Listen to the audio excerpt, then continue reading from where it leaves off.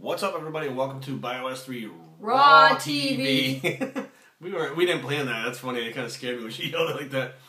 But you guys had actually asked a couple emails, a couple comments about the difference between figure competitors, bikini competitors, and bodybuilders. So basically, I had Carrie come in to do this because it's not just a competitor thing; it's a guy-girl thing, totally. Mm-hmm. So when you started out training, you started training with. Tell them the story about how you started training, like when you were in college and training with the football players and stuff. Well, when I started training, I was in college for cheerleading, and it was required. And so we didn't know what the heck we were doing. You know, a few of us went in there and we kind of putzed around a little bit. And then one of the football coaches, actually, Coach Rayford, who has had more of an impact on my life than he even knows, took me under his wing and he started training me. And so he taught me proper form, he taught me different exercises. We didn't really talk about, like, muscular balance or anything. He just taught me basic, this is how you lift a weight without hurting yourself.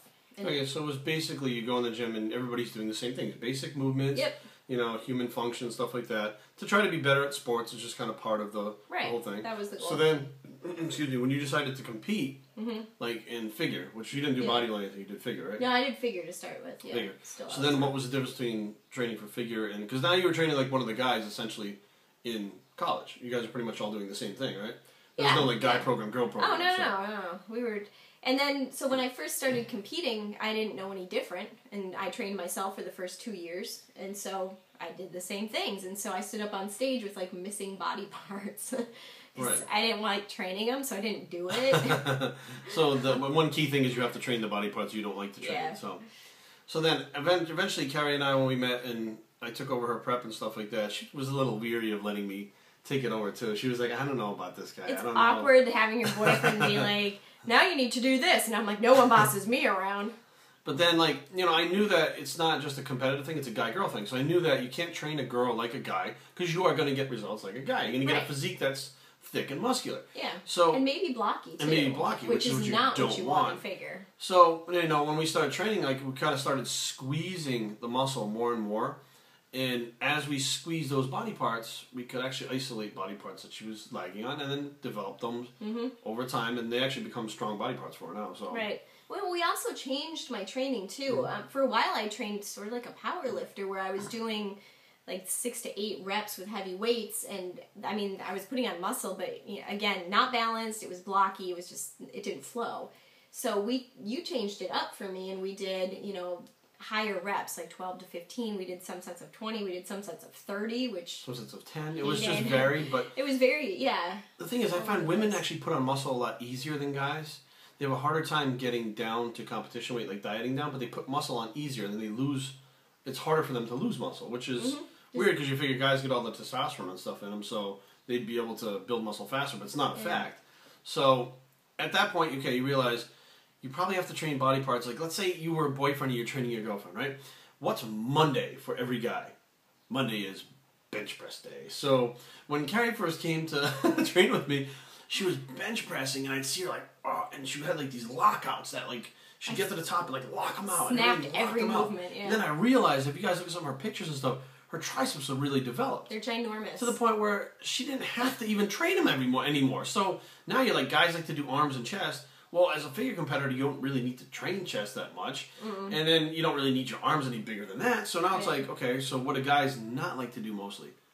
Legs. They don't like to train legs. Right. So now, here's a body part that she didn't need thickness in, but try to make better shape in. And you know most guys are not going to make better shape. So how are you going to train with your girlfriend and try to, you know... It's just different goals. It doesn't work, you know? So then you can, like, train in the same gym with them at the same time and spot each other and stuff, but you kind of have to have your different goals.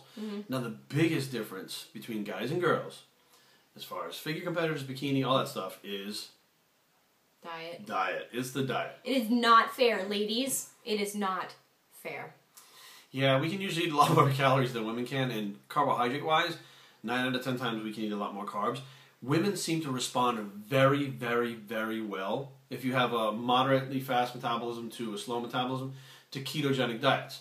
Women also, if you have a fast metabolism, respond just like a guy to them. So you can eat more carbohydrates and stuff like that and do less cardio. But for some reason, you can take a woman's cardio and increase the cardio, increase the training, and not drop the calories, and she will lean out and not lose any muscle. If you did the same thing to a guy, he's going to lose muscle even if he was taking steroids. So it's just, there's a lot of differences between men and women as far as, you know, how to train, how to diet. And bikini competitors have it even, not harder I'd say, but you know in figure you got to build muscle and get to a certain leanness. Yeah. Bikini's like you got to be lean but not too lean. Right. And full but not too full. But not too full. And big but not too big. Like everything's like you want to be soft but not too soft. Right. I mean, so it's always teetering on the edge of what to do. Act. So, you know, and then you have the new women's physique, which, you know, I'm assuming that, I don't know if I haven't trained anybody with this physique, but I'm assuming that it's like figure taken to the next level of leanness. Yeah, I mean, it's still really, I think they're training for obviously bigger muscle. Right. You know, and more balance, symmetry, while still not being like grainy. And now Carrie's getting to the point where after last year we looked at her and said, you know, any more muscle is not going to be good on her frame. It just takes away from her aesthetics. 5 more pounds of muscle is going to make her look blocky. Now in her 5'1" frame, I'm say sit slouched, so you can't really tell how short she is. She's not really as tall as me, but in her 5'1.5" frame, 5 pounds makes a huge difference. So now we're like, how do we keep the aesthetics? Now she really likes training with weights, but you can't continue to train with weights and not gain. Well, at least she can't. She keeps gaining muscle. So now it's like, okay, we can't train the legs anymore with squats and she likes to squat. I do. It's true. So it's like we did a lot of plyos this year. And, you know, much to my surprise again, it looks like this year she also has put on muscle from last year. So bigger, but they're still like lean. So it's weird. We apparently doing plyos, you can build muscle. She built muscle. I mean, the thing about it is her off-season diet is, it's not super strict, but it does have, you know, there's no really off-season. Like, you're still feeding your body being healthy. You're still feeding her body the proteins, carbohydrates. She'll have her snacks, like, you know, cookies or whatever it is that she likes to eat afterwards. But she's still feeding the good food. So, training, good food, year-round, still building muscle. So now we got to figure out. So now what do we do? You know, okay, if you don't want any more muscle at all, what do we do? Just stand in the middle of a room like this and drink water all day? We'll have to figure it out for the next step. Yeah. But, I mean, is there anything else you want to add as far as the differences? Like, you know... Oh, also, guys, if you guys are training your girlfriends or wives in the gym, there may be some conflict there. Okay? It took us a while to be able to work together, and about the only time she listens to anything I say is for like 45 minutes to an hour in the gym, and that's pretty much it. Or if it has to do with the diet. That, you know, is the one thing that she'll be like, okay, I'll listen to what you have to say. I may not like it, but I'll listen to it, okay. It doesn't mean I'm not going to throw like a little bit of a 2-minute fit about something, right. But it's not personal to him. It's just I would do that with any trainer. And then you have to realize that she's not talking to her boyfriend; she's talking to the trainer, and that's okay because who at the moment you might think he's an asshole, but right. You know it's. So there is that balance. So be aware that if you guys decide to start training your wives, there may be some nights where you sleep on the couch. There may be some nights where you go to bed grumpy because you're mad. But we never sleep on the couch, whatever. But bottom line is, you know, you can work it out if you want to. Just be aware that your wife or girlfriend has different goals than you do. And you can't train her like you're not the boss of her. Oh my God, here we go.